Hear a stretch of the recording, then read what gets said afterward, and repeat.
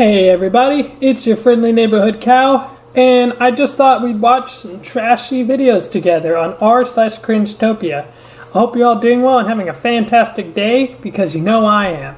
So let's go ahead and get into the first one.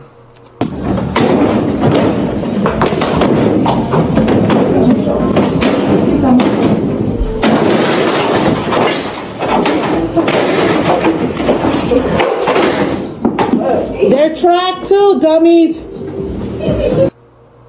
So, she is right. I don't know if you guys have ever worked for a T-Mobile store or anything, but yeah, the phones are tracked, the test phones. And that's the other thing, that they're just test phones. They're not actually going to work outside of the store.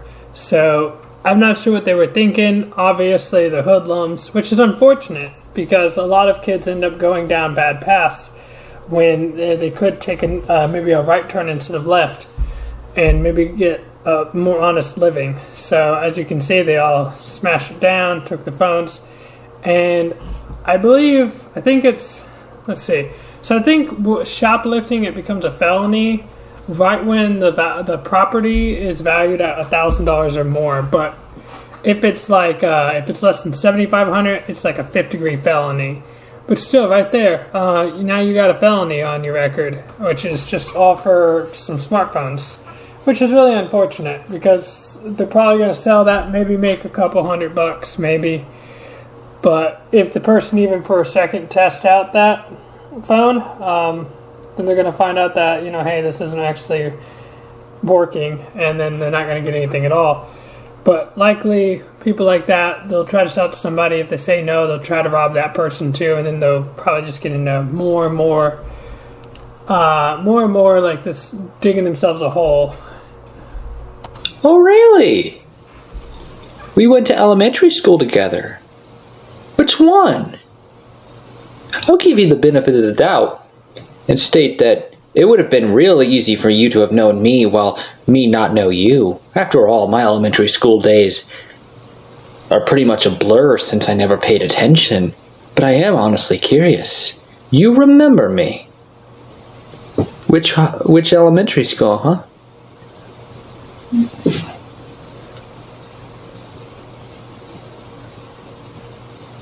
Also, if you are indeed telling the truth, and you're female, I from the bottom of my heart sincerely apologize for any behavior I did in my past.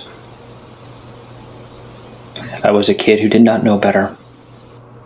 So, the dude almost comes across really weird, right? All they said was he went to my elementary school and he could have responded with any number of things. One of them, of course, being, but not limited to, oh, that's cool. How do you know me? Or were you in one of my classes, right? Something that the average person would say. Instead, he takes almost like, oh, really? Like this discount Joker monologue. And then he apologizes for what I assume was suspect behavior towards females when he was younger. So it's like sometimes it's good to log off the internet and not post everything. And it's weird to me because a lot of people like this, they have the time in between to think about whether or not they're going to post that response to that video and a filter. And it's like even with that, they still post stuff like this, and even then they still leave it up. So it makes me ask, well, how's the impulse control with individuals like this? Not anything in particular necessarily malevolent, but the dude does seem awkward and probably could benefit for some group therapy where he better adjust to how to socialize with individuals. I hope he's doing well. I've been asking to speak to you now for 2 years, to talk to you, to tell you that I'm also a super genius like yourself. Okay. I'm not sorry. I'm not sure I'm one, but all right. No, I'm sorry. I'm not. I'm just saying serious. This is to all benefit of tester shareholders in the world. I am a capitalist like yourself. I am also a level 2 stage. I've been waiting for 10 years now for someone to give me a second look, a full second look. And if they did, they would see a very advanced mind in front of them. So I'm asking you today, can you give me a second look? Okay. I mean, I'm not sure what the second look and I'm not sure where we're going. I would like to come on board as vice chairman of Tesla. Well, we don't really have a vice chairman spot, but yeah, I mean, I think that's I have to say no. I'm sorry. I can also apply for a future CEO position, but at least I would like to come on the board of the directors. So this one just hurts because you can tell the dude was very nervous about even asking this. By the way, he keeps apologizing. It kind of breaks my heart, really. The dude gave it his best shot. Stuff like this posted on r/CRINGETOPIA. The dude really came up and, did his best. So I'm not understanding how it's cringe, to be honest. And it's even more hurtful. I understand that when people laugh, it's like a way to release tension, because the other option is to sit there feeling awkward. But maybe just to be encouraging or just not to do anything at all would also equally help. You can tell that when they started laughing at him, his stuttering increased and it really affected him. And I got to give him, some applause because even when, they just kept laughing, he kept doing his pitch. Now, unfortunately, I get it. He's desperate. He's looking for something like that because that probably would change his life. But this is probably not the best place to do it. At the very least, putting in a resume or something like that would help, or proving yourself out there. Elon handled it fairly well. I'm not going to be too picky, but if I was him, I would have hushed the crowd. I don't think laughter at the man is exactly appropriate. I think, if anything, that's cringy. And I'm not sure how stuff like this ends up on CRINGETOPIA. Here's a good old video that'll make your blood boil, so just watch this one. I've got a question for you.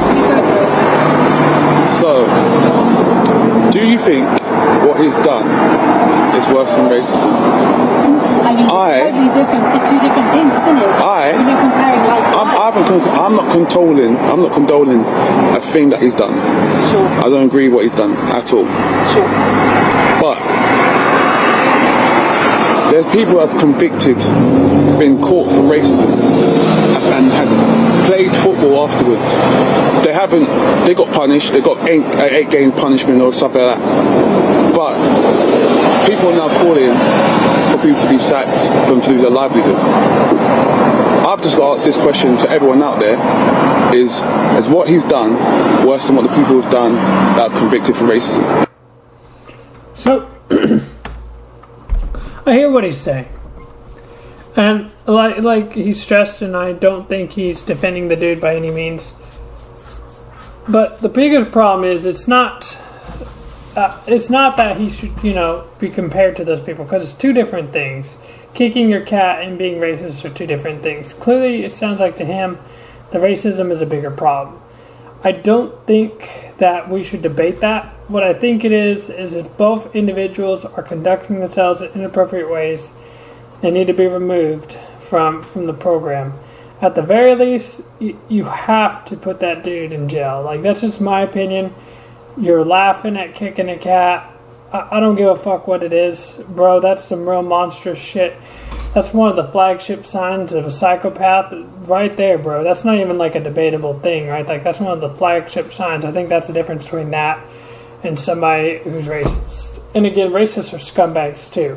But I'm just saying, when you're looking at flagship signs of somebody who's going to go like way off the deep end, not just act like a fucking racist prick, but like, cause physical harm to somebody, that's a flagship sign is animal abuse.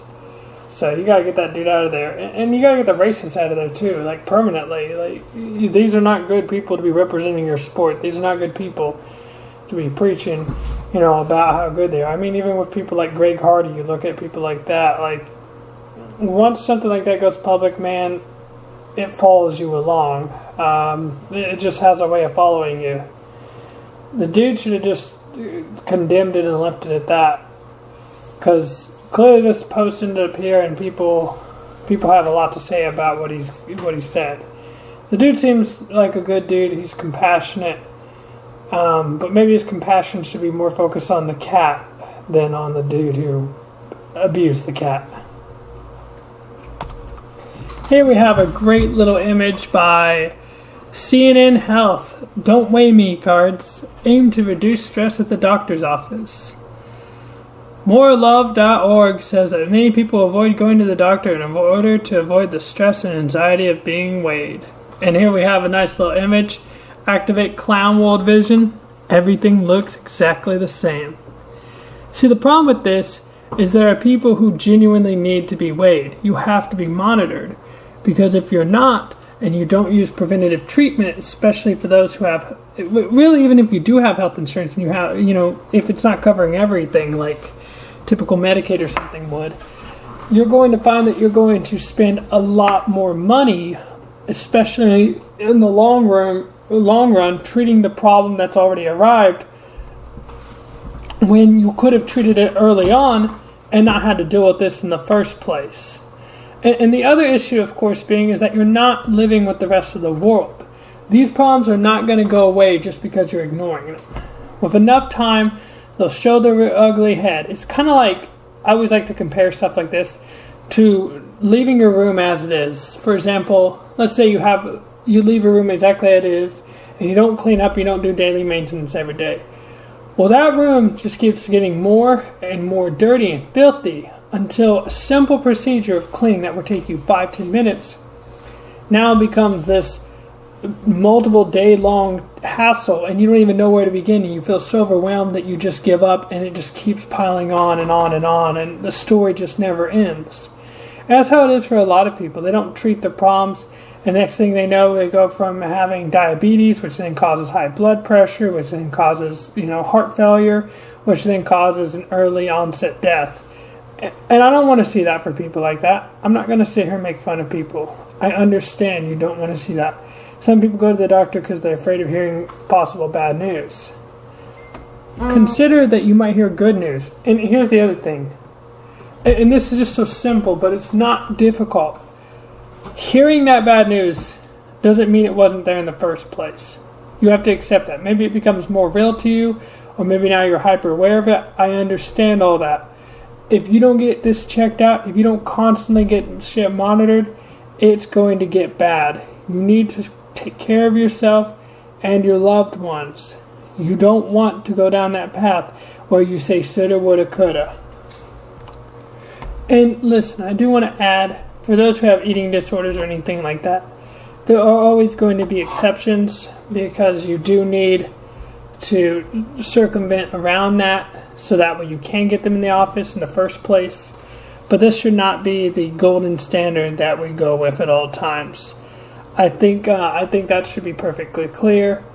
And even more so, I would say that this is more exceptions than the general rule.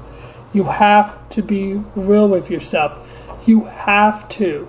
There's so many people who die early and they're preventable deaths. I've seen so many of my family members not go to the doctor and they get morbidly obese, or they're afraid of the weight they've gained, and instead of using it as inspiration, they use it as a way to just kind of sit there and die slowly. Here's an awesome one.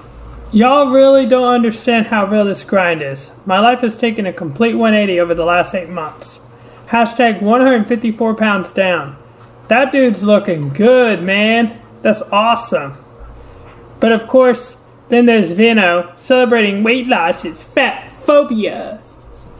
And then sincerely, Fishy Growl never broke or something. Celebrate this ratio then. And it's weird how other people try to tear you down. It's like being fat as fuck, being morbidly obese, killing yourself is okay. Having an addiction is okay. It's weird to me. We can heckle smokers, and I'm not saying we should, but like it's almost okay to heckle smokers. Tell them, don't you know how bad that is for you?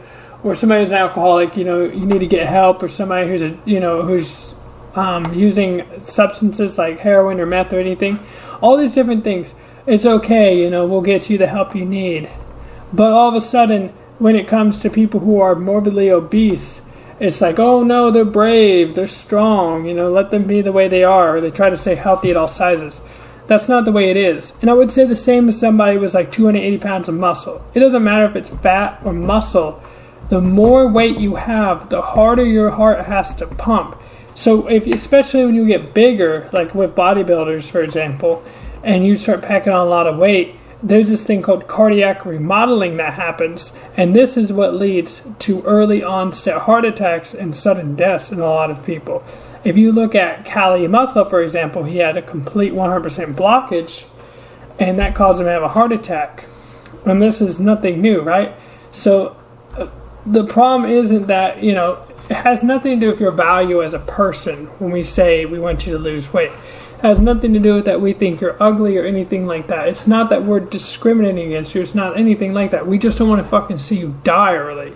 And because you're so caught up in your feelings, you would rather speak a safe narrative, which you're not their friends. You're not an ally if you're letting somebody kill themselves. You know, one thing I always see is, I see a lot of fat people, and I see a lot of old people, but what I don't see a lot is a lot of fat old people. It just doesn't happen. It's almost unheard of.